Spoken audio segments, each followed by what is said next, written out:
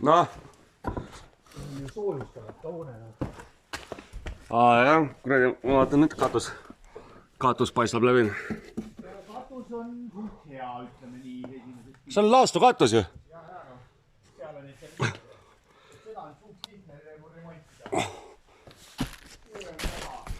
Oot, siit läbi ei kuku.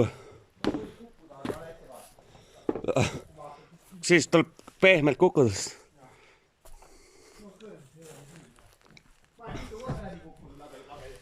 Ühe korra isegi niimoodi, et nii mäda oli, et kukkusin nagu inimese suuruse augu, vaata nagu filmis astusin ja lortsti alumisele korrusele välja, kus vedas ropult. Alumisel korrusel olid need vanad sea mingid need kuradi asjad püsti, korgid, noh, kukkusin just. Paljarelvaga 2. Mööda või. Jah, kurat. Siin natuke on sisse vahendanud.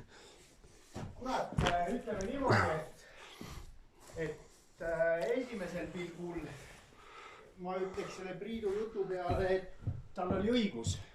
See katus vajab paarist kohast remonti. Kus vikat on? See on seal kõrval. Herilase pesa. Sinna ei maksa minna, see on tala läbi. Okei. Ei maksa sinna vastu, see võib sealt nurga sisse kukkuda ära. See on väga lihtne parandada. See on kõik.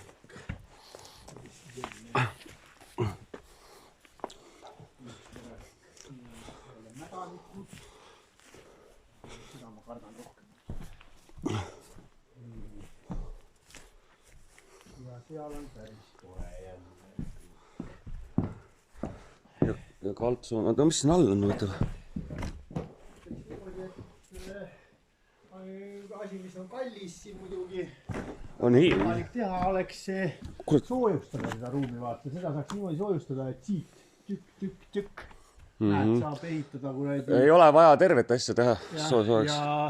Ja selle, no see muidugi läheb väga palju soojustusmaterjali, aga sellega on niimoodi, et kui seda vaikselt tegema hakata, siis on mul siin samas, mitte väga lähedal, aga Tartu, vahetult enne Tartut on üks koht, kus ma saaksin iga päev autotäie villana. Selles mõttes, et need on need betoonelementide valmistamine käib seal.